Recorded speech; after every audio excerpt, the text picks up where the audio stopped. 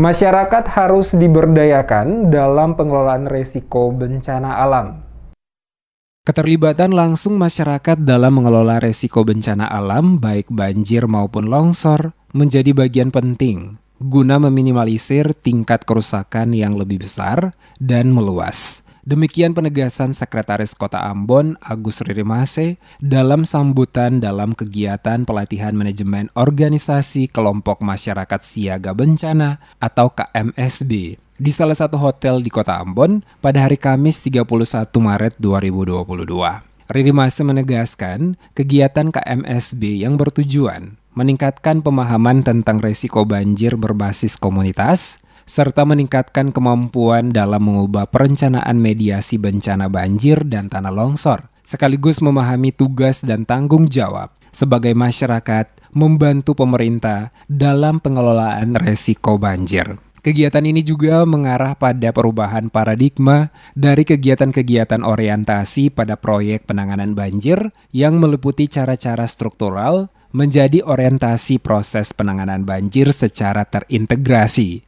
menyediakan satu perpaduan yang sesuai intervensi struktural, serta peningkatan kapasitas kelembagaan dapat menginstruksi dan menavigasi dalam negatif banjir dan longsor.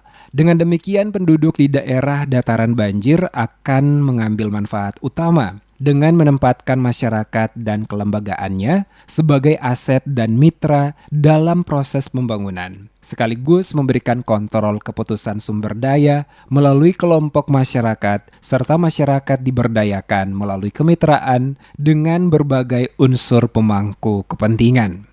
Untuk menjawab kebutuhan di atas mata pengurangan risiko bencana berbasis masyarakat menjadi suatu pendekatan yang dianggap paling tepat untuk dilaksanakan dalam program manajemen information, mengingat masyarakat adalah pihak yang paling rentan saat terjadi banjir. Oleh karena itu, peran serta masyarakat dalam mitigasi banjir dan longsor menjadi penting dalam rangka peningkatan kesiapsiagaan menghadapi bencana banjir dan longsor.